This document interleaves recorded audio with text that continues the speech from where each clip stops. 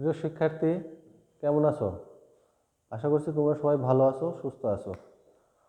আজকে তোমাদের অনলাইন ক্লাসে স্বাগতম জানাচ্ছি আমি Mohammad Sohel Rana, lecturer finance and banking, Shimulia college, Jhikargachha, Jessore. আজকে তোমাদের গত ক্লাসের ধারাবাহিকতায় ফিনান্স ব্যাংকিং ও বিমার দ্বিতীয় পত্রের প্রথম অধ্যায় ব্যাংক ব্যবস্থার প্রাথমিক ধারণা সম্বন্ধে তোমাদের আলোচনা করা হবে। গত ক্লাসে তোমাদের যে বিষয়ে আলোচনা করা হয়েছিল সেইটা তোমাদের আজকে একটু রিভিউ করি। প্রথমে আমরা ব্যাংকের উৎপত্তি সম্বন্ধে আলোচনা করা হয়েছিল। উৎপত্তি, তারপরে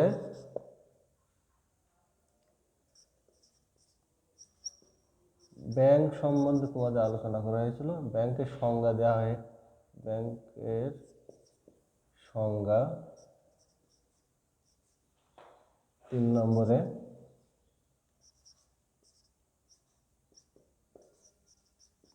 ব্যাংকিং কি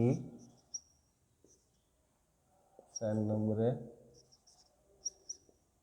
ব্যাংকার কি 5 নম্বরে।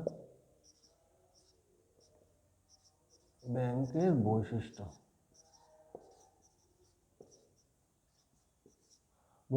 সম্বন্ধে তোমাদের আলোচনা করা হয়েছিল। ফুল হয়নি, 4-5টা পয়েন্ট বলা হয়েছিল। দেন আজকে 6 নম্বর পয়েন্ট তোমাদের আলোচনা হবে। আজকে ব্যাংকের বৈশিষ্ট্য সম্বন্ধে আলোচনা হবে। এখন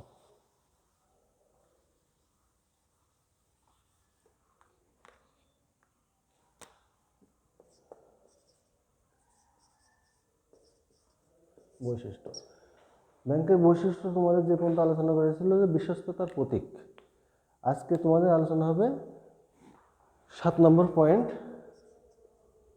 মূলধন গঠনের কাঠামো।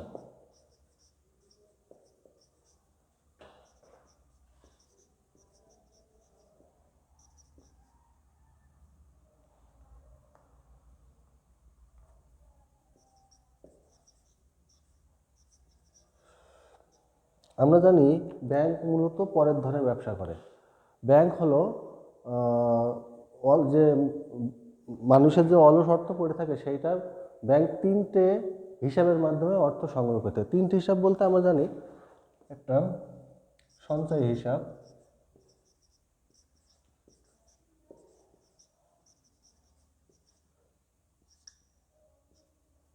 চলতি হিসাব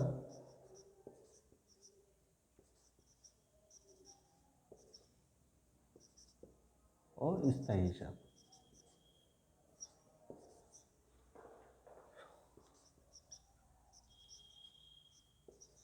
এছাড়া আরও অনেক স্কিম আছে, স্কিমের মাধ্যমেও ব্যাংক তার অর্থ সংগ্রহ করে থাকে। এই বিষয়ে এই 3টে হিসাব সম্বন্ধে তোমাদের নেক্সট ক্লাসে আরও বিস্তারিত আলোচনা হবে। আজকে স্বল্পভাবে হোক। সঞ্চয় হিসাব বলতে এটা সবসময় টাকা উত্তোলন করা যায় না। এটা একটা টাকা উত্তোলনের পূর্বে অবশ্যই ব্যাংকে নোটিশ দিতে হয়, দেন তারপরে টাকা উত্তোলন করতে হয়। এটা সঞ্চয় হিসাব গেল।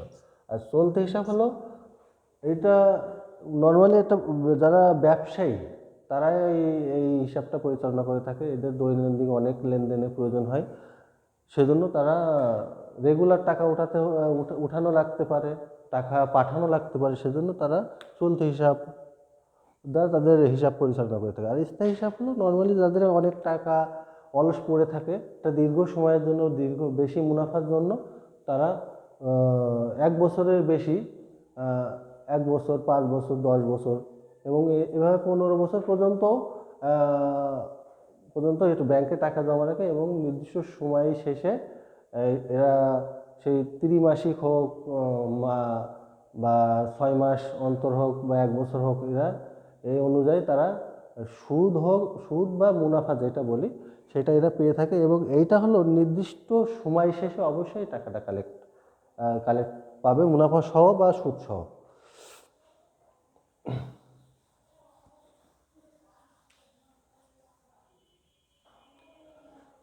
আট নম্বর পয়েন্ট হলো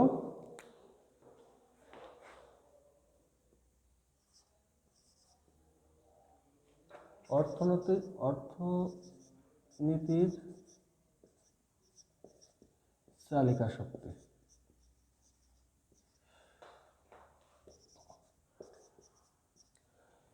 ব্যাংক মূলত অর্থনীতির চালিকা শক্তি হিসেবে কাজ করে। ব্যাংক শুধু যে ব্যক্তি বা প্রতিষ্ঠানের টাকা পয়সা প্রয়োজন হলে ব্যাংক ধার বা ঋণ দিয়ে থাকে এমন না। ব্যাংক অনেক সময় সরকারের প্রয়োজনেও টাকা পয়সা বিনিয়োগ করে থাকে। সরকার যে সবসময় সচ্ছল থাকবে এমন না, সরকারেরও টাকা প্রয়োজন হতে পারে। সরকারের বিভিন্ন আর্থিক নীতি হয়, সেই আর্থিক নীতিও ব্যাংকের মাধ্যমেই এটা বাস্তবায়ন করে থাকে সরকার। যেমন এর ক্ষেত্রে আমরা জানি যে ব্যাংক দুই প্রকার। এটা সরকারের পক্ষ থেকে কেন্দ্রীয় ব্যাংকও আছে, যেটা সরকারের নির্দেশনা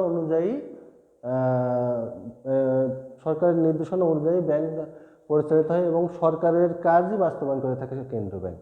এছাড়া বাণিজ্যিক ব্যাংক আছে, যেগুলো কেন্দ্রীয় ব্যাংকের আওতাধীন থেকে সরকারের নীতি বাস্তবায়ন করে এবং বিভিন্ন ব্যবসা প্রতিষ্ঠানের উন্নয়নের ক্ষেত্রে তারা কাজ করে থাকে এবং ব্যবসায়ের উন্নতির ক্ষেত্রে তাদের অনেক সময় পরামর্শের প্রয়োজন হলেও ব্যাংকের থেকে তারা নির্দেশনা নিয়ে যায়। এরপর 9 নম্বর পয়েন্ট, সেবা বিক্রয়।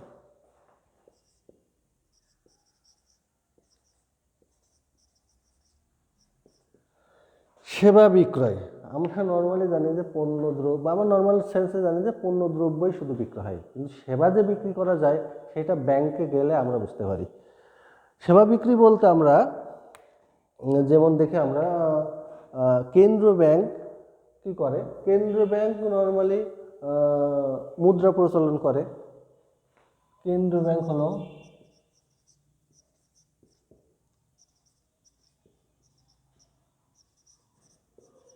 মুদ্রা প্রচলন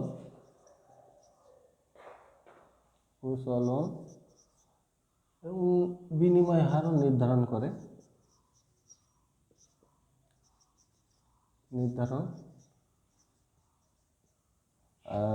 বাণিজ্যিক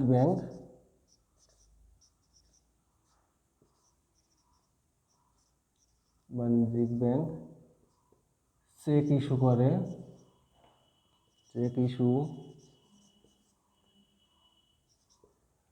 বিনিময়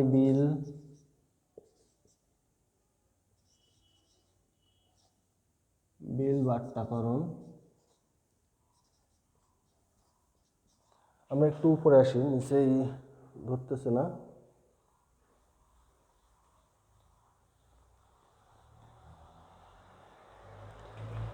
বাট্টাকরণ।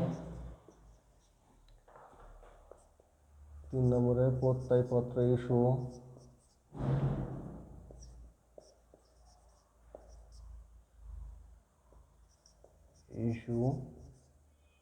4 নম্বরে ডেবিট কার্ড ইস্যু।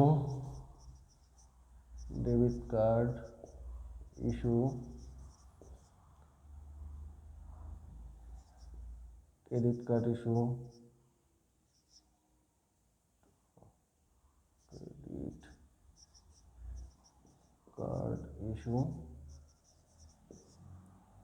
এছাড়া আরও অনেক ট্রাভেল চেক বা আরও অনেক কিছুই আছে যেগুলো ব্যাংক এইসব সেবা দিয়ে থাকে। এর মাধ্যমে সেবা বিক্রির মাধ্যমে ব্যাংক তাদের মুনাফা অর্জন করে থাকে। এরপরে আরেকটা পয়েন্ট, 10 নম্বর পয়েন্ট হলো গোপনীয়তা রক্ষা। আমরা যদি ব্যাংকে যেয়ে থাকি আমরা জানি যে আমরা একজন গ্রাহকের হিসাব কোনো সময় অন্য অপরিচিত কাউকে গ্রাহকের যে হিসাব থাকে হিসাবের তথ্য অন্য কাউকে তারা পাস করে না। অবশ্যই এটা একটা গোপনীয় বিষয়। প্রত্যেকটা গ্রাহকের একটা স্বকীয় হিসাব থাকে বা স্বকীয় তাদের টাকা পয়সা বা অনেক গোপন বিষয় থাকে যেগুলো ব্যাংক সেগুলো লুকিয়ে রাখে, অন্য থেকে লুকিয়ে রাখে।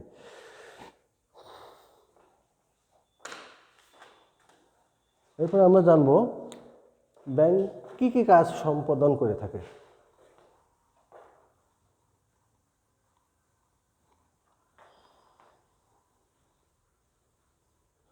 ব্যাংকের কার্যাবলী।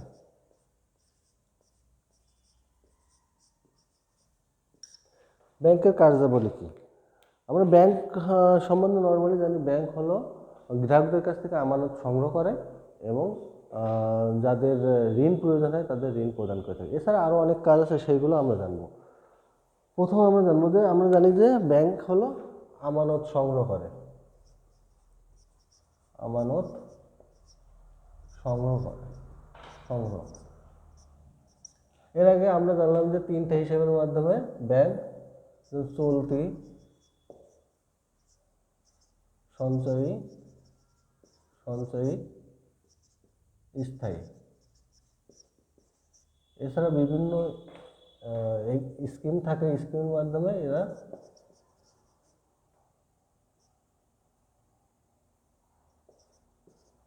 টাকা সংগ্রহ করে থাকে। এগুলো দ্বিতীয় পয়েন্ট হলো অর্থ পরিশোধ। অর্থ পরিশোধ।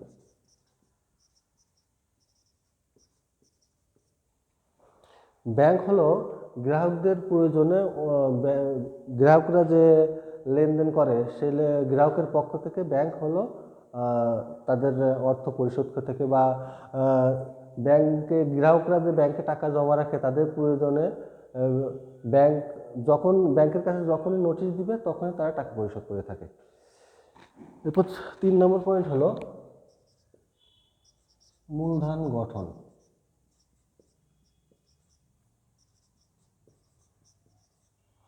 মূলধন গঠনটাও অনেকটা এর আগে আমরা আলোচনা করছি। মূলধন হলো বিভিন্ন হিসাবের মাধ্যমে ব্যাংক গ্রাহকদের ছড়িয়ে ছিটিয়ে থাকা অর্থ তারা ব্যাংকে জমা রেখে মূলধন গঠন করে থাকে, এবং যখন প্রয়োজন হয়, যাদের ঋণের প্রয়োজন হবে তখন তাদের ঋণ প্রদান করে, বা বিভিন্ন লাভজনক ক্ষেত্রে ব্যাংক বিনিয়োগ করে থাকে। 4 নম্বর পয়েন্ট হলো ঋণদান। ঋণদান এই বিষয়ে তোমাদের আলোচনা করা হয়েছে। গ্রাহকদের কাছ থেকে যে টাকা সংগ্রহ করে থাকে ব্যাংক, যেসব ব্যক্তি বা প্রতিষ্ঠানের ঋণের প্রয়োজন হয় সেই সব প্রতিষ্ঠানকে ঋণ প্রদান করে থাকে ব্যাংক। বিনিয়োগ। 5 নম্বর হলো বিনিয়োগ।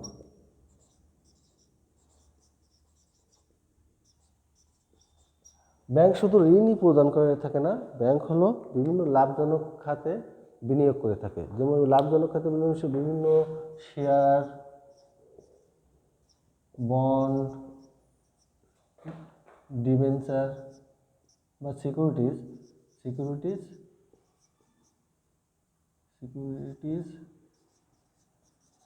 সিকিউরিটিজ ক্রয় করে তাদের অর্থ বিনিয়োগ করে থাকে।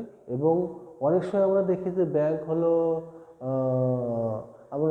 আমি আজকে একটা জিনিস শুনলাম যে শিকদার গ্রুপ বলে একটা গ্রুপ আছে চিটাগাঙে, সেখানে ইসলামী ব্যাংক এবং সোশ্যাল ইসলামী ব্যাংক, তোমরা হয়তো জেনে থাকবে যে দুইটা ব্যাংক আছে। এই তো জয়েন্টলি এরা হলো শিকদার গ্রুপে শেয়ার ক্রয় করছে এবং তারা যৌথভাবে ব্যবসা বাণিজ্য পরিচালনা করছে। এরপরে আমরা জানবো 6 নম্বরে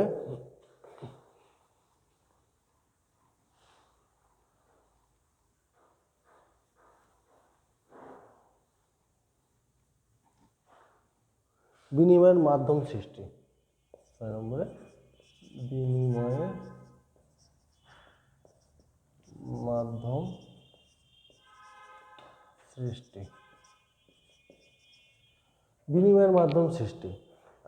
আমরা জানি যে 2 রকম ব্যাংক আছে, একটা হলো কেন্দ্রীয় ব্যাংক,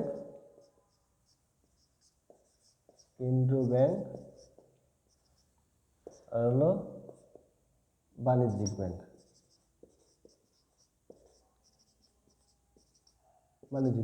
কেন্দ্রীয় ব্যাংক কীভাবে বিনিময়ের মাধ্যম সৃষ্টি করে? আমরা জানি যে প্রত্যেকটা দেশে, স্বাধীন দেশেই একটা স্বতন্ত্র মুদ্রা ব্যবস্থা পরিচালনা আছে, আর নর্মালি কেন্দ্র ব্যাংকের উপরেই এই মুদ্রা পরিচালনের ভার থাকে। মুদ্রা পরিচালন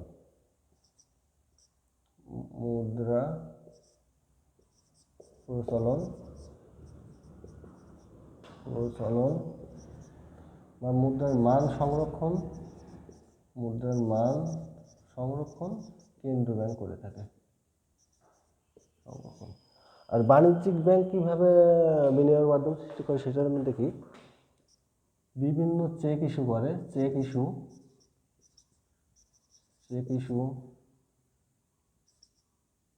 তারপরে ডেবিট কার্ড,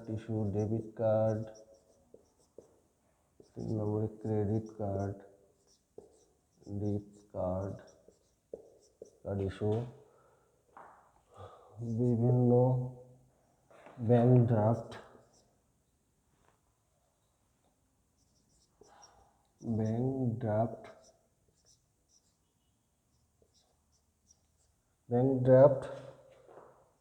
এছাড়া অনেক পে অর্ডার আছে, এগুলো নর্মালি বাণিজ্যিক ব্যাংক এইসব ইস্যুর মাধ্যমে বিনিময়ের মাধ্যম সৃষ্টি করে থাকে। এরপর আমরা দেখব 7 নম্বর পয়েন্ট,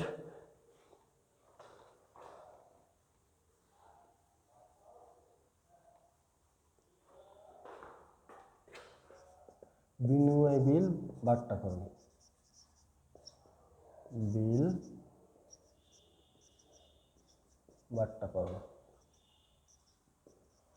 বিনিময় বিল বাট্টাকরণ বলতে আমরা এটা বুঝি যে বিনিময় প্রত্যেকটা ব্যবসায়ী প্রতিষ্ঠানই বাকিতে ক্রয় বিক্রয় করে থাকে, অনেক সময় নগদেই বেশি দেখি, বাকিতেও করে থাকে।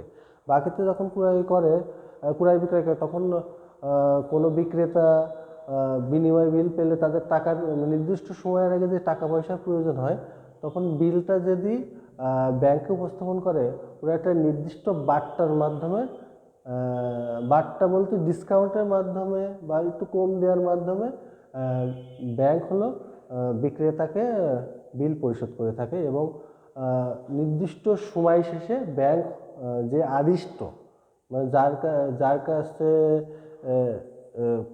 মানে যে ক্রয় করছে তার কাছ থেকে নির্দিষ্ট সময় শেষে মূল টাকাটা ব্যাংক গ্রহণ করে থাকে। 8 নম্বর হলো তহবিল সংরক্ষণ।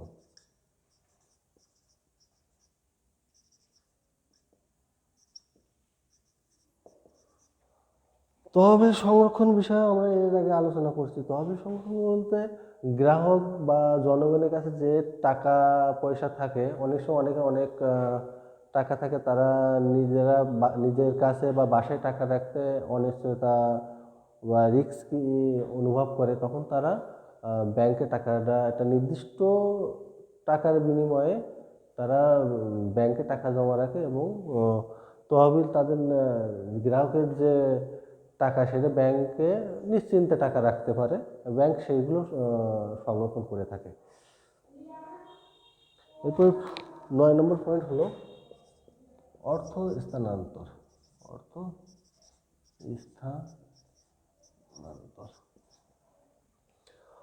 অর্থ স্থানান্তর বলতে আমরা নর্মালি বুঝি যে আমি যদি ঢাকায় ব্যবসা বাণিজ্য করি, আমি তো ক্যাশ টাকা নিয়ে যে ব্যবসা বাণিজ্য করতে পারবো না। এটা অনেক সময় অনেক রিস্কি হয়ে যায়, যে টাকা পয়সা অনেক সময় চুরি হয়ে যেতে পারে, ছিনতাই হতে পারে বা হারিয়েও যেতে পারে।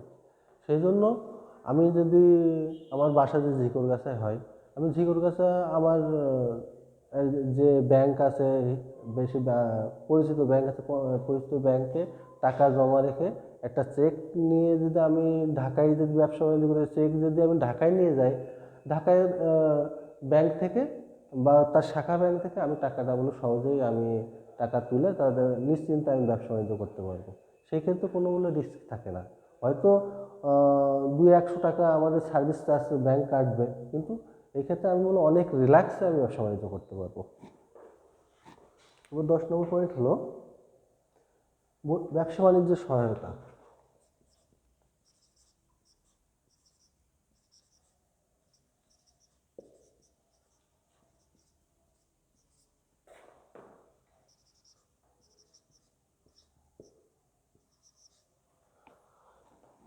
ব্যাংক বলতেই নর্মালি ব্যবসা বাণিজ্য সহায়তা করে থাকে। ব্যাংক যে শুধু ঋণ দান বা বিনিয়োগের মাধ্যমেই যে ব্যাংকে সহায়তা করে থাকে এমন না। ব্যাংক তাদের বিভিন্ন ব্যাংক ব্যবসা বাণিজ্য, যারা ব্যবসা বাণিজ্য করে তাদের অনেক দিক নির্দেশনা দিয়ে থাকে এবং তাদের প্রয়োজনে তাদের সঙ্গে অনেক বিষয়ে আলোচনাও করে থাকে এবং আর্থিক নীতি বিষয়ে সরকারের যে আর্থিক নীতি থাকে সেগুলো বাস্তবায়নের ক্ষেত্রেও অনেক গুরুত্বপূর্ণ ভূমিকা পালন করে থাকে।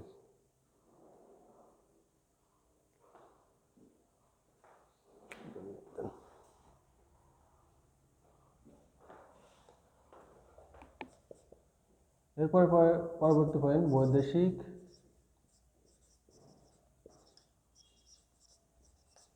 মুদ্রার লেনদেন। বৈদেশিক মুদ্রার লেনদেন বলতে আমরা আমাদের দেশের যে টাকা, সেই টাকা বলে আমরা বাইরের যে দেশ, যে পাশের দেশ বলতে, পাশের দেশ বলতে না, বাংলাদেশ বাদে অন্য কোনো দেশে আমাদের টাকাটা বলে আমরা পরিচালনা করতে পারবো বা চালাতে পারবো না। অবশ্যই সেই দেশে টাকায় আমাদের কনভার্ট করে আমাদের বলো পণ্যদ্রব্য ক্রয় হোক বা কোনো কিছু প্রয়োজন হোক সেটা, বা সেবা ক্রয় হোক, সেটা হলো আমাদের ওই দেশের মুদ্রায় কনভার্ট করে আমাদের সেবা বা পণ্যদ্রব্য ক্রয় করতে হয়। এই কাজটা মূলত ব্যাংকে করে থাকে। আর বৈদেশিক মুদ্রার যে বিনিময় হার বা মান রক্ষার দায়িত্ব ব্যাংকের উপর থাকে। এরপরে 12 নম্বর পয়েন্ট হলো সরকারকে সহযোগিতা করা। সরকারকে সহযোগিতা করা।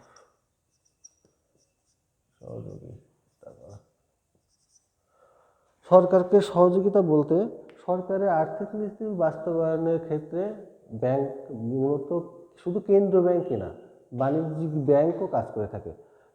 সরকারি কেন্দ্রীয় ব্যাংক একা তো প্রত্যেকটা কাজ সম্পাদন করতে পারবে না, তাদের পক্ষ থেকে বাণিজ্য ব্যাংক সরকারের আর্থিক নীতি হোক বা সরকারের অনেক সময় ঋণের প্রয়োজন হলেও কেন্দ্রীয় ব্যাংক এবং বাণিজ্যিক ব্যাংক সরবরাহ করে থাকে। প্রিয় শিক্ষার্থীরা, আজকে তোমাদের যে পর্যন্ত পড়ানো হলো সেই পর্যন্ত তোমরা দেখবা এবং নেক্সট তোমাদের আবার 13 তারিখে ক্লাস আছে। 13 তারিখে অবশ্যই উপস্থিত হবা তোমরা। ভালো থাকো। আল্লাহ হাফেজ।